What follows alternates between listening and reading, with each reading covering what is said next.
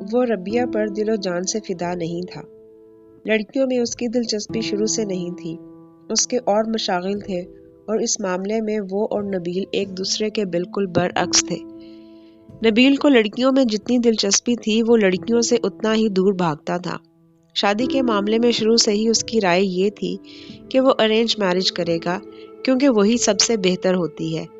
نبیل اکثر اس کی اس بات کا مذاق اڑایا کرتا تھا، اگر تمہاری ارینج میرج نہ ہوئی تو کبھی شادی ہوگی ہی نہیں، کیونکہ تمہیں کبھی کسی لڑکی سے عشق نہیں ہو سکتا۔ وہ نبیل کی بات سنتا اور بس مسکرا دیتا۔ ربیہ سے نکاح کے بعد دونوں اکثر ملتے رہتے تھے، اور زندگی میں پہلی بار اسے کسی لڑکی کے لیے اپنے دل میں نرم گوشہ محسوس ہوا تھا، مگر اب وہ عجیب صورتحال میں گرفتار ہو گیا تھا اور دوسری شادی کو سرے سے نامناسب سمجھتا تھا، اور کہاں یہ کہ نبیل کی بیوی سے شادی۔ وہ رمیسا کے بارے میں نبیل کے جذبات اور احساسات سے بہت اچھی طرح آگاہ تھا، اور اب اس لڑکی سے سکندر علی اس کی شادی کروانا چاہتے تھے۔ سکندر علی سے اس کے تعلقات پہلے بھی کوئی زیادہ خوشگوار نہیں تھے، اور تعلقات میں اس کشیدگی کا آغاز تب ہوا تھا جب اس نے BBA کے لیے باہر جانے سے انکار کر دیا تھا۔ اس نے تب صاف صاف سکندر علی سے کہہ دیا تھا کہ اسے بزنس میں کوئی دلچسپی نہیں ہے اور نہ ہی وہ اسے کریئر بنانا چاہتا تھا، مگر سکندر علی اس کی بات پر بے حد ناراض ہوئے تھے۔ وہ باقی بیٹوں کی طرح اسے بھی بزنس میں لانا چاہتے تھے۔ نبیل نے اس وقت ذیشان کو سمجھا بجھا کر امریکہ آنے پر رضامند کر لیا تھا۔ بعد میں تم بے شک بزنس نہ کرنا، مگر فی الحال اس میں تعلیم حاصل کرنے میں کیا حرج ہے۔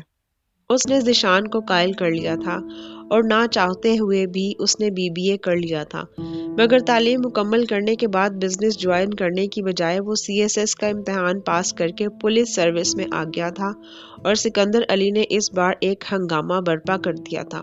انہوں نے اس کی تعلیم پر روپیہ اس لیے خرچ کیا تھا کہ بعد میں وہ بزنس میں ان کا ہاتھ بٹائے، مگر وہاں تو معاملہ ہی الٹ ہو گیا تھا۔ وہ نہ صرف ان کے بزنس میں نہیں آنا چاہتا تھا، بلکہ اس نے ان سے کھلم کھلا حکم عدولی کرتے ہوئے جاب کر لی تھی، اور یہ بات انہیں ہضم نہیں ہوئی تھی۔ ایک بار پھر نبیل اس کی مدد کو آیا تھا، اور اس نے باپ اور ذیشان کے درمیان نہ صرف صلح کروائی تھی بلکہ سکندر علی کو اس بات پر منا لیا تھا کہ وہ ذیشان کو جاب کرنے دیں گے۔ بظاہر دونوں کے درمیان تعلقات نارمل ہو گئے تھے، مگر سکندر علی اب بھی اس کی جاب کو پسند نہیں کرتے تھے، اور ان کی یہ ناپسندیدگی اسے ناپسند تھی۔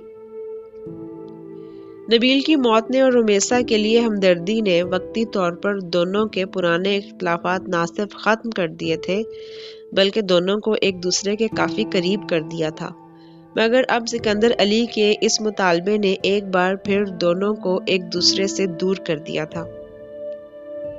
رمیسا کو اس سارے معاملے کے بارے میں بالکل علم نہیں تھا۔ سکندر علی نے اس سے کوئی بات نہیں کی تھی، لیکن فاخرہ اور دوسرے گھر کے افراد کے رویے کی بڑھی ہوئی تلخی نے اسے پریشان کر دیا تھا۔ فاخرہ جس طرح اب اسے تانا دینے لگی تھی پہلے نہیں دیتی تھی۔ عالیہ اور ستارہ نے بھی اب اسے جھڑکنا شروع کر دیا تھا، جبکہ اس سے پہلے اگر وہ اسے بات نہیں کرتی تھی تو اسے جھڑکتی بھی نہیں تھی۔ اس تلخی کی وجہ زیادہ دیر تک اس سے پوشیدہ نہ رہ سکی تھی۔ گھر کی ایک ملازمہ نے جب سکندر علی اور گھر کے دوسرے افراد کے درمیان ہونے والے جھگڑے کی وجہ اسے بتائی تھی تو وہ ہکا بکا رہ گئی تھی۔ کیا مجھ پر آنے والے عذاب کبھی ختم نہیں ہوں گے؟ اس نے بے بسی سے سوچا تھا۔ اس رات وہ ماہم کو گود میں لیے بے تحاشا روئی تھی۔ پاپا مجھے آپ سے کچھ بات کرنی ہے۔ وہ پہلی بار بڑے حوصلے اور ہمت کا مظاہرہ کرتے ہوئے اگلی شام سکندر علی کے سامنے جا کھڑی ہوئی تھی۔ چند لمحوں تک اس کا چہرہ دیکھتے رہنے کے بعد انہوں نے اسے بیٹھنے کے لیے کہا تھا۔ شاید وہ جاننا چاہتے تھے کہ وہ کیا بات کرنا چاہتی ہے۔ پاپا مجھے ذیشان سے شادی نہیں کرنی ہے، اس نے بیٹھتے ہی کہہ دیا تھا۔ وہ اس کی بات پر کچھ دیر خاموش رہنے کے بعد بڑے پرسکون انداز میں بولے تھے، کیوں؟ مجھے اب کسی سے بھی شادی نہیں کرنی، اور ذیشان تو میرے لیے بھائیوں کی طرح ہے، لیکن وہ تمہارا بھائی نہیں ہے۔ وہ اب بھی بے حد پرسکون تھے۔ پاپا وہ نبیل کا بھائی ہے، اور میں نے بھی اسے ہمیشہ بھائی ہی سمجھا ہے۔ رمیسا تمہارے سمجھنے سے رشتے نہیں بنیں گے، رشتہ وہی ہوتا ہے جو اصل میں ہے۔ تمہارا بھائی وہ پہلے تھا نہ اب ہے۔ پاپا مجھے شادی کرنی ہی نہیں ہے، شادی ایک دفعہ ہی ہوتی ہے اور میری شادی ہو چکی ہے۔ اب اگر نبیل نہیں رہا تو اس کا کیا یہ مطلب ہے کہ میں دوسری شادی کر لوں؟ نبیل کیا سوچے گا میرے بارے میں؟ وہ بات مکمل نہیں کر سکی اور رونے لگی۔ جو لوگ مر جاتے ہیں ان کی پسند ناپسند کا خیال رکھنے کی بجائے زندہ لوگوں کی خواہشات کا خیال رکھنا چاہیے۔ تم کم عمر ہو، جذباتی ہو، بہت سی باتیں ابھی تمہارے دماغ میں نہیں آئیں گی۔ کچھ عرصے کے بعد سوچو گی تو ساری زندگی تم نبیل کے نام کے سہارے نہیں گزار سکتی، گزارنا چاہو گی تب بھی نہیں گزار سکو گی۔ سگار سلگاتے ہوئے وہ کہتے گئے، پاپا میں گزار سکتی ہوں۔ اس نے بڑے یقین سے کہا تھا۔ نہیں، تم نہیں گزار سکتی۔